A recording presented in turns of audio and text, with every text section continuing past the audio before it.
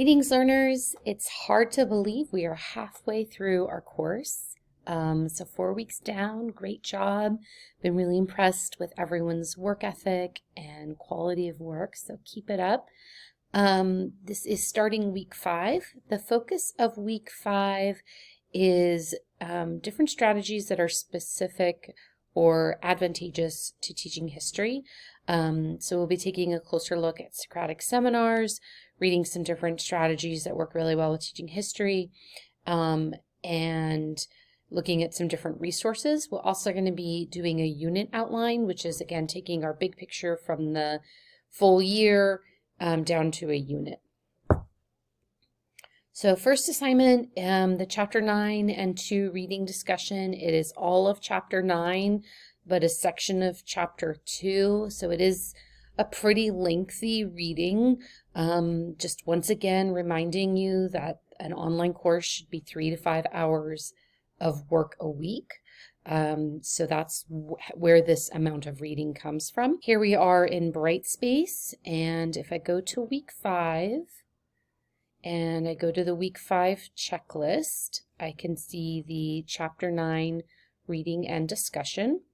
And so here it is here. You've got your rubric, all the things that you have in every discussion board. The next assignment is learning like a historian, and you're going to review 2 to 3 of the materials, and then you're just going to write in the right submission box. There's no Padlet, there's no extra activity.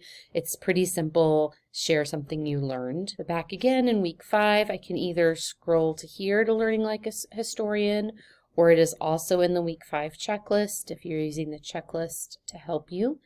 So these are the resources: PBS History Detectives, the National Archives, Teaching History, Library of Congress, and Smithsonian Educators. And you're just going to pick 2 or 3, poke around their websites for 10 to 15 minutes each, and then just write about something you learned from one of them or some strategy you would use in this text submission box. Super straightforward and chill on this assignment. This is a Socratic seminars. These are an Edpuzzle playlist. There's actually 3 videos in the playlist, so make sure you watch all 3 of the videos. When we're learning to be teachers, watching teachers and students in action is the best way to learn. So we learn a lot more by observing, watching video observations than we do from reading theory. And so that's why I've requested you to watch 3 videos on Socratic seminars. They are different levels of students. So you can see, excuse me, you can see how Socratic seminars can be organized in different levels. They can also be really modified easily to work well in a class, depending on how much structure and scaffolding that class needs.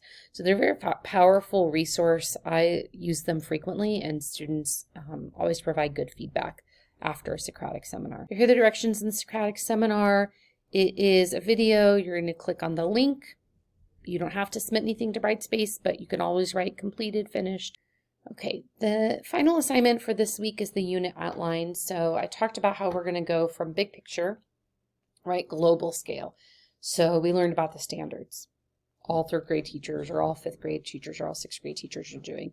And then we looked at a year. What could a year look like in social studies? Now we're narrowing down to a unit. And then we're going to do a couple lesson sketches, which are mini lessons. And then the final assignment will be an integrated lesson plan where you teach 2 subjects at once.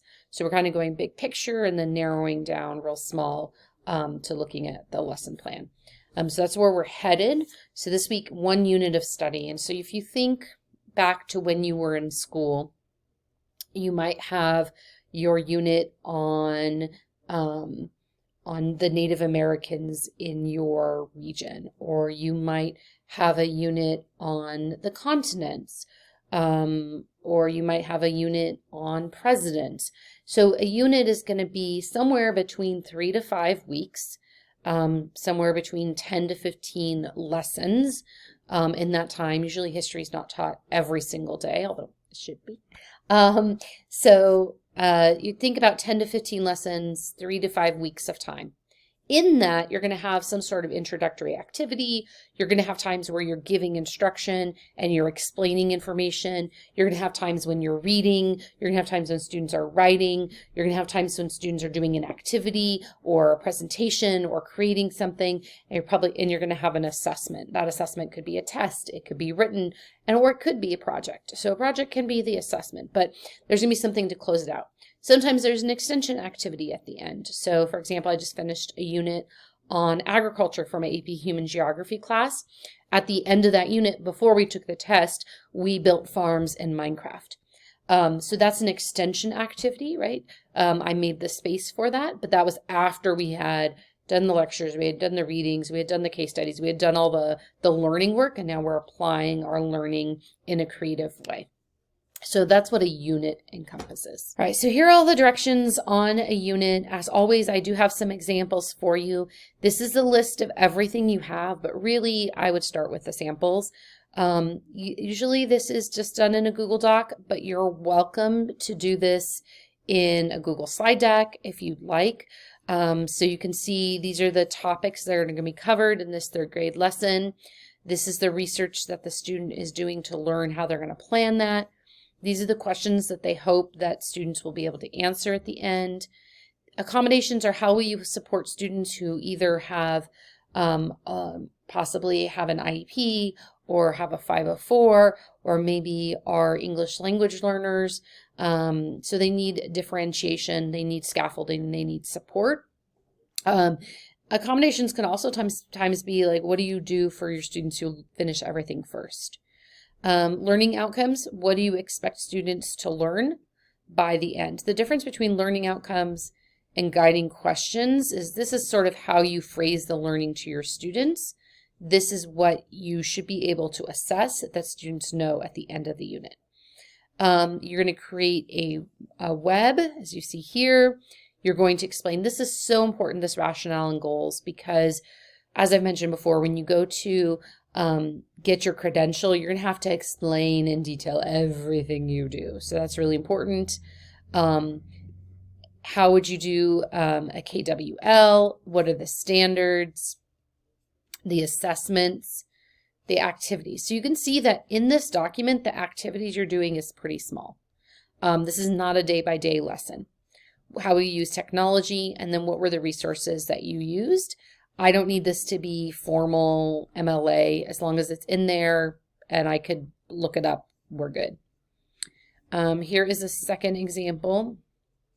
A student used a variety of tables and things.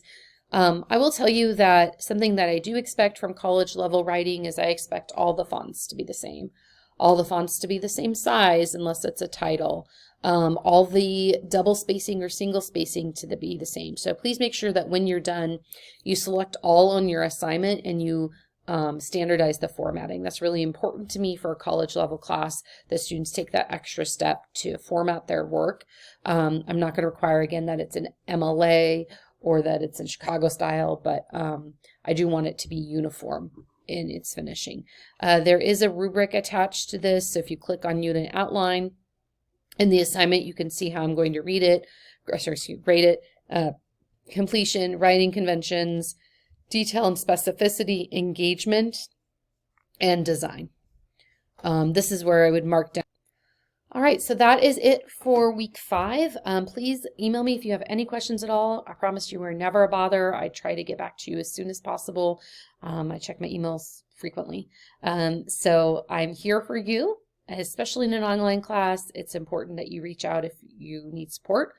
Also remember that you can redo assignments. So if you do the unit outline and a section's missing or something's not exactly what I'm looking for, I will give you the opportunity to redo that assignment. All right, well, take care, guys. Enjoy the sunny weather. Bye.